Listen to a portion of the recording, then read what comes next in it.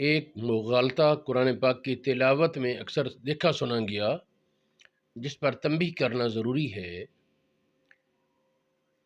بہت سے نو آموز نئے بننے والے قاری کچھ صرف نحو سے ٹچ کیا ہوتا ہے اور اساتذہ سے فن سیکھا نہیں ہوتا، تو بعض اوقات وہ ایک لفظ میں غلطی کرتے ہیں، جس پر تنبیہ ضروری ہے۔ صرف میں یہ ملتا ہے کہ الف کے بعد حمزہ متحرک ہو تو الف پر مد پڑی جائے گی، بات ٹھیک ہے۔ اب وہ کرتے کیا ہیں، یہ جو نئے قاری یہ کرتے ہیں، ان انا الا نذیر کو پڑھتے ان انا الا نذیر، انما انا نذیر کو انما انا نذیر، نون کے بعد الف بھی پڑھتے ہیں، کبھی وہ الف کو مد بنا دیتے ہیں۔ تو اس مسئلے پر تنبیہ تھی۔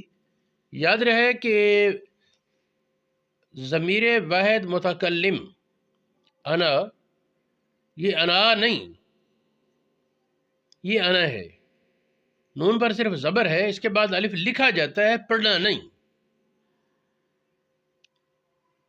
انا نحنو انتا انتما، تو یہ انا نہیں پڑھنا، اس کو یہ انا ہے۔ یہ ضمیر صرف حمزہ اور نون ہے، دونوں پر زبر ہے، نون کے بعد الف وہ صرف امتیاز کے لیے ہے کہ یہ ان ناسبہ نہیں یا فلاں امکان نہیں، یہ ضمیر کا حصہ نہیں ہے الف، اور اس کو پڑھنا بھی نہیں، صرف لکھا جاتا ہے۔ یہ بصری علماء کی تحقیق ہے اور یہی درست ہے۔ قرائے سبع میں سے 7 بڑے قاری جو ہیں، ان میں سے امام نافع نے اس الف کو پڑھا ہے، لیکن ان کے سوا باقی قراء نے یہ الف نہیں پڑھا، بلکہ سب نے نون پر صرف زبر پڑھی، اور یہی موقف جمہور علماء کا ہے، اکثریت کا ہے۔ دیکھیں پہلے قرآن پاک میں کہاں کہاں یہ لفظ موجود ہے، ایک چلتا ہوا خاکہ دیکھیں۔ سورہ اعراف میں آیت نمبر 188، شعراء میں 115 نمبر پر یہ لفظ ہے ان انا الا نذیر مبین۔ سورہ احقاف میں ہے ما انا الا نذیر مبین۔ سورۃ حج اور سورۃ عنکبوت میں ہے انا لکم نذیر مبین۔ سورۃ صاد اور سورۃ ملک میں ہے انما انا نذیر مبین، اور اس کے علاوہ بھی کئی جگہ مل جائے گا انا کا لفظ، تو بہت جگہ ہے۔ تو یہ انا واحد متکلم کی ضمیر، اس کو انا پڑھنا ہے، انا نہیں پڑھنا، نون کے بعد کا الف پڑھنا ہی نہیں۔ ہاں اگر کسی موقع پر اس پر وقف ہو، قرآن پاک میں تو ہے نہیں، پھر یہ الف پڑھا جائے گا، ورنہ اصل یہ ہے کہ یہ الف نہیں پڑھنا۔ نحو کا بہت بڑا امام ہے امام سیبویہ، اس کی کتاب ہے صرف و نحو میں، اس میں 2 جگہ اس نے ذکر کیا ہے کہ یہ الف نہیں پڑھا جائے گا، 321 صفحہ تیسرے جلد کا، 164 صفحہ چوتھے جلد کا۔ اسی طرح نحو کی بہت سی کتابوں میں یہ مسئلہ موجود ہے۔ یہ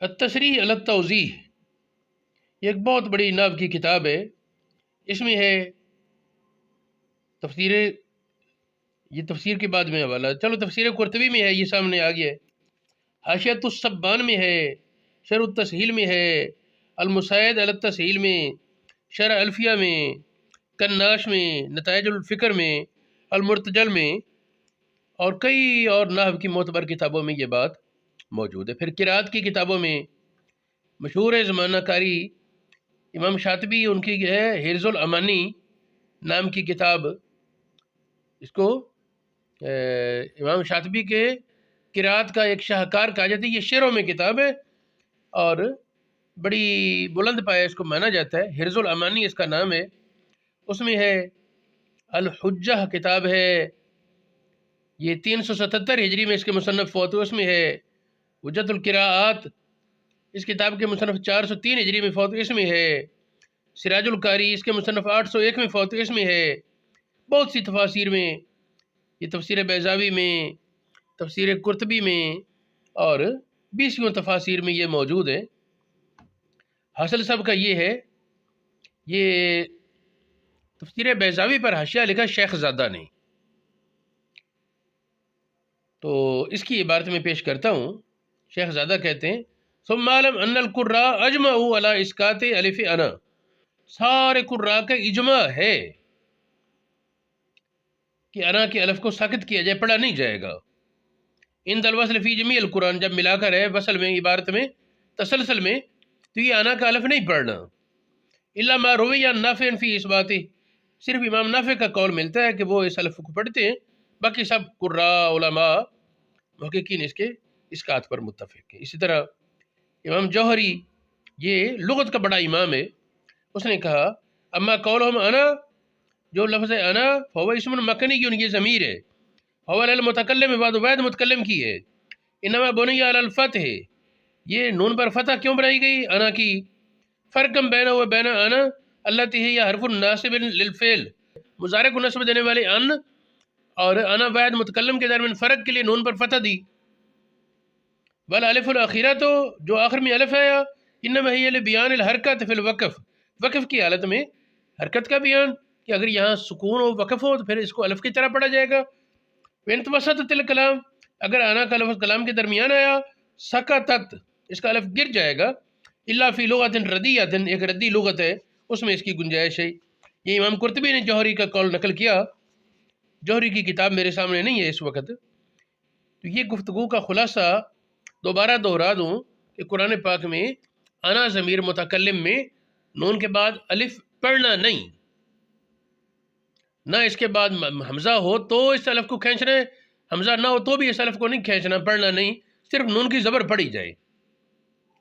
موجودہ دور کے قراء بھی اس بات پر متفق ہیں جو ذی علم ہے کہ انا ہی پڑھا جائے گا. اس کو صرف بعد صرفی اور بعد تکلف کے کاری دھکے سے بننے والے، صرف قواعد دیکھ کے استاد سے سیکھا نہیں، تو وہ پھر اس میں بڑے مغالطے اور عجیب و غریب حرکتیں کرتے ہیں. میرے جد امجد حضرت فقیہ اعظم علیہ الرحمہ کے ایک شاگرد اور مرید تھے، قاری عبد الجبار، پورے عالم تھے، امتحان لینے کے لیے وہاں مدرسے میں آیا کرتے. یہ اشرف المدارس میں مدرس تھے اور 35 سال سے زیادہ عرصہ وہاں انہوں نے حفظ اور تجوید کی کلاس کو پڑھایا.